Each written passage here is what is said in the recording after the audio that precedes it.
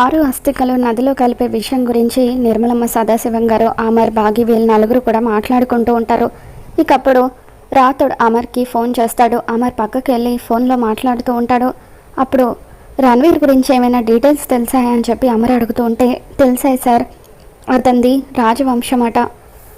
రణవీర్ వాళ్ళకు చాలా ఆస్తిపాస్తులు ఉన్నాయి, కానీ చెడు అలవాట్లకు బానిసయ్యి రణవీర్ చాలా అప్పులు చేశాడట.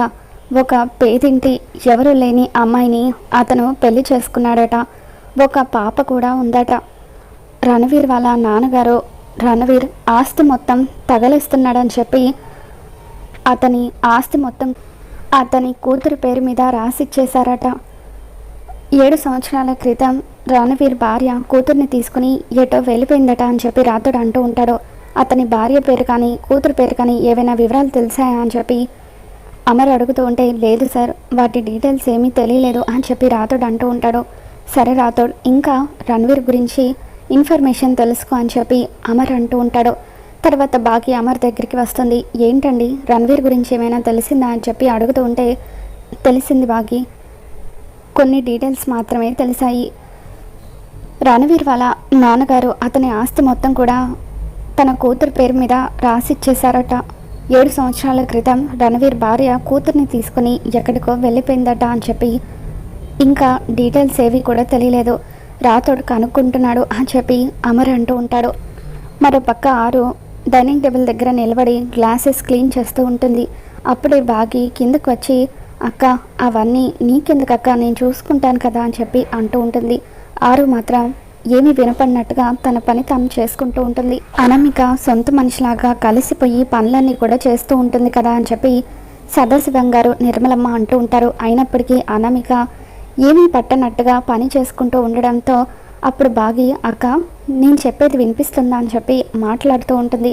అయినప్పటికీ ఆరు మాత్రం ఏమీ వినపడినట్టుగా తన పని తాను చేసుకుంటూ ఉండగా టేబుల్ మీద నుండి గాజు గ్లాస్ కింద పడి మొక్కలవుతుంది. అయినప్పటికీ ఆరు పలకకపోవడంతో ముగ్గురు కూడా ఆరు వైపు ఆశ్చర్యంగా చూస్తూ ఉంటారు. అక్క, మిమ్మల్ని అక్క, నేను పిలిచేది వినిపిస్తుందా అని చెప్పి బాగి అంటూ ఉంటుంది. ఇక అలా ఆరు భుజం మీద చేయి వేసి బాగి పిలవడంతో ఆరు బాగి లిప్స్ వైపు చూస్తూ ఉంటుంది. ఏమైంది బాగి, నువ్వు మాట్లాడేది ఏది, నాకు వినిపించడం లేదేంటి అని చెప్పి ఆరు అంటూ ఉంటుంది. అదేంటక్క, నేను మాట్లాడేది మీకు వినిపించట్లేదా, హెల్త్ ఏమైనా బాగోలేదా అని చెప్పి బాగి అంటూ ఉంటుంది. టేబుల్ మీద నుండి గ్లాస్ పడిపోయింది, అది కూడా మీకు వినిపించలేదా అని చెప్పి బాగి ఆశ్చర్యంగా అడుగుతుంది. తర్వాత నిర్మలమ్మ, ఏమైందమ్మా నీకు, నిన్న కూడా ఇంతే వంటింట్లో పాలన్నీ కూడా పారపోసావు, అసలు ఏమైంది, ఆరోగ్యం బాగోలేదా అని చెప్పి అడుగుతూ ఉంటుంది. ఇక దాంతో ఆరు, గుప్తా పౌర్ణమి దగ్గరికి వచ్చేసరికి ముందు నీ దృష్టి పోతుంది, తర్వాత వినికిడితో పాటు నీ గాత్రం కూడా పోతుందని చెప్పిన విషయాలను గుర్తు చేసుకొని ఆలోచిస్తూ ఉంటుంది. మీరు వెళ్ళి రెస్ట్ తీసుకోండి, చాలా నీరసంగా ఉన్నారు, ఇదంతా నేను క్లీన్ చేస్తాను అని చెప్పి బాగి ఆరుని అక్కడి నుండి వెళ్ళిపోమ్మని చెబుతుంది. ఆరు గదిలోకి వస్తూ ఉంటుంది. బాగి కింద పడిన గాజు ముక్కలన్నీ కూడా క్లీన్ చేస్తుంది. ఆరు గదిలోకి వచ్చిన తర్వాత గుప్తా చెప్పిన మాటలు గుర్తు చేసుకుంటుంది.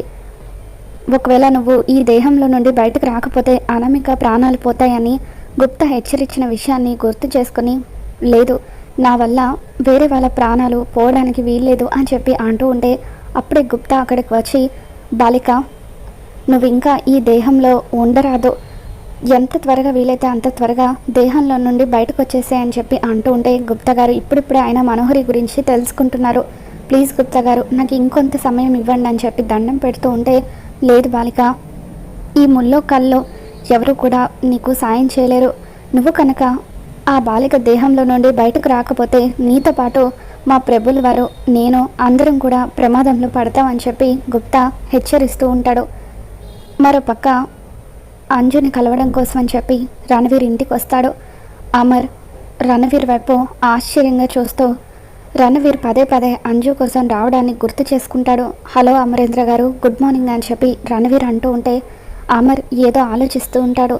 అమరేంద్ర గారు మిమ్మల్ని అని చెప్పి రణవీర్ అంటూ ఉంటాడు. ఇక అప్పుడు అంజుని చూడ్డానికి వచ్చాను, ఫ్రూట్స్ కూడా తెచ్చానని రణవీర్ అంటూ ఉంటే, ఇప్పుడు ఇవన్నీ ఎందుకని అమర్ అంటాడు. ప్లీజ్ అమరేంద్ర గారు, ఇచ్చి వెళ్తాను అని చెప్పి రణవీర్ అంటూ ఉంటాడు. ఇక అప్పుడు అమర్, ఒక్క నిమిషం రణవీర్, మీ భార్య పిల్లల గురించి ఏదైనా ఇన్ఫర్మేషన్ తెలిసిందా అని చెప్పి అడుగుతూ ఉంటాడు. లేదు, ఏమీ తెలియలేదని చెప్పి రణవీర్ అనడంతో మీరు ఆ డీటెయిల్స్ ఇవ్వండి, పోలీస్ డిపార్ట్మెంట్తో మాట్లాడి వాళ్ళ ఆచూకీ నేను కనిపెడతానని అమర్ అంటూ ఉంటాడు. వద్దులేండి, ఒకవేళ నా భార్యకు పోలీసులకి ఇన్ఫర్మేషన్ ఇచ్చానని తెలిస్తే మా పాపని ఏదైనా చేస్తుంది అని చెప్పి రణవీర్ అంటూ ఉంటాడు. ఎన్నో ఏళ్ళుగా మీ పాప కోసం వెతుకుతున్నారు కదా, ప్రేమతోనే ఇదంతా చేస్తున్నట్టున్నారు అని చెప్పి అమర్ అంటూ ఉంటాడు. దాంతో అవును అని చెప్పి రణవీర్ మొహమాటంగా నవ్వుతో అంజుని చూడడం కోసం అని చెప్పి లోపలికి వెళ్తూ ఉంటాడు. ఇక మనోహరి రణవీర్ని చూసి నువ్వేంటి ఇక్కడికి వచ్చావని చెప్పి అంటూ ఉంటే అది సరే కానీ అమర్ ఏంటి చాలా కొత్తగా మాట్లాడుతున్నాడు అని అంటూ ఉంటాడు. దాంతో నీ మీద డౌట్ వచ్చిందని మనోహరి అంటుంది. అన్ని నిజాలు తెలిసినట్టుగానే మాట్లాడాడు అని చెప్పి రణవీర్ అంటాడు. నువ్వు ఇలా పదే పదే రావడం మంచిది కాదు. నువ్వు అంజుని కిడ్నాప్ చేసి తీసుకువెళ్తావో ఒప్పించి తీసుకువెళ్తావో తెలీదు. ఈరోజే మొత్తం అయిపోవాలి. అమర్కి నీ మీద ఖచ్చితంగా డౌట్ వచ్చిందని చెప్పి మనోహరి అంటూ ఉంటుంది. నువ్వన్నట్టుగా అమరేంద్ర మాట కంటే సైలెన్స్ ఇంకెక్కువ ప్రమాదంగా ఉంది అని చెప్పి రణవీర్ అంజు దగ్గరికి వస్తాడు. అంజు ఇప్పుడు ఎలా ఉంది అని చెప్పి రణవీర్ అంటూ ఉంటే పర్వాలేదు అంకుల్ అని చెప్పి అంజు అంటుంది. అందరికీ బోర్ కొడుతున్నట్టుంది, నాతో పాటు కోల్కతా వస్తారా అని చెప్పి రణవీర్ అంటూ ఉంటాడు. తర్వాత ఆకాష్ని నైఫ్ తీసుకురమ్మని అంజుకి ఫ్రూట్స్ కట్ చేసి ఇస్తానని చెప్పి యాపిల్ కట్ చేసి అంజుకి ఇస్తూ ఉంటాడు. అప్పుడు అంజు రణవీర్ చేతులను చూసి తనని కిడ్నాప్ చేసింది రణవీర్ అన్న విషయాన్ని కనిపెట్టేస్తుంది. రణవీర్ వేలికున్న ఉంగరాలు, అలాగే రణవీర్ చేతికున్న పర్ఫ్యూమ్ స్మెల్, ఇదంతా కూడా అంజు కనిపెట్టేసి రణవీర్ చేతిని తన మూతి దగ్గర పెట్టి నిన్న తనని కిడ్నాప్ చేసినప్పుడు అచ్చం అలాగే అనిపించిన విషయాన్ని అంజు గుర్తు చేసుకొని అవును అంకుల్, మీరు ముందు వాటర్ పార్క్కి రానని చెప్పారు కదా, మళ్ళీ ఎందుకు వచ్చారు అని చెప్పి ప్రశ్నలు వేస్తూ ఉంటుంది. రణవీర్ తడబడుతూ ఉంటాడు. దాంతో మనోహరి అక్కడికి వచ్చి ఏంటి అంజు, అంకుల్ ఏదో మీ మీద ప్రేమతో వస్తే ఆయన అలాగేనా ప్రశ్నలు వేసేది అని చెప్పి అంటూ ఉంటుంది. దాంతో రణవీర్ నా చిట్టి తల్లి అంజుని చూడ్డం కోసం వచ్చాను అని అంటూ ఉంటే ఊరికి అడిగాను అని చెప్పి అంజు అంటుంది. ఇక అంజు మాత్రం ఖచ్చితంగా రణవీరే తనని కిడ్నాప్ చేసి ఉంటాడని చెప్పి ఆలోచిస్తూ ఉంటుంది.